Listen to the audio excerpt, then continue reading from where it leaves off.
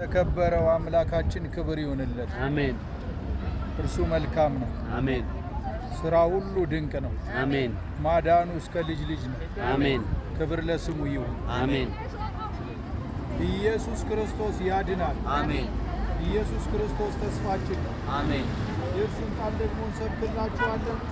ያመነ የተጠመቀ ይድናል ይላል። ወደዛ ተመለሱ። እግዚአብሔር ክብር በሁላችን ላይ ይሰራል። አሜን። ክብር ለጌታ ለኢየሱስ ይሁን። አሜን። እንደዚህ ይላል የሐዋርያት ሥራ ምዕራፍ 7 ቁጥር 54 ይህንን በሰሙ ጊዜ በልባቸው በጣም ተቆጡ ይላል። ያው እስጢፋኖስ ከመጀመሪያው ሲጀምር እየወቀሳቸው ስለተደረገ ይህን በሰሙ ጊዜ በልባቸው ተቆጡ፣ ጥርሳቸውንም አፏጩበት እንደዛሬው ማለት ነው።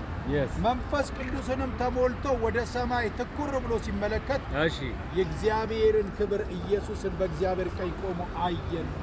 አሜን። ክብር ለኢየሱስ። ሃሌሉያ። መንፈስ ቅዱስ ወደ አንተ ከመጣ የሚያሳይ ኢየሱስን ሃሌሉያ። አሜን። ኢየሱስ ከኢየሱስ ውጭ የሚያሳይ ምንም ነገር የለም። እርኩስ መንፈስ ካልሆነ በስተቀር ወደ ሌላ ሂድ፣ ወደ እንትን ሂድ፣ እዛ ውጣ፣ እዛ ውረድ የሚል መንፈስ ቅዱስ አለ።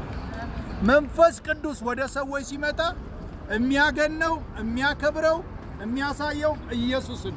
አሜን። ክብር ለኢየሱስ ይሁን። አሜን። እነሆ ሰማያት ተከፍተው የሰው ልጅ በእግዚአብሔር ቀኝ ቆሞ አያለሁ። የሰው ልጅ በእግዚአብሔር ቀኝ ቆሞ አያለሁ። በታላቅ ድምፅም እየጮሁ ጆሮአቸውን ደፈኑ፣ በአንድ ልብ ሆነው ወደ እርሱ ሮጡ።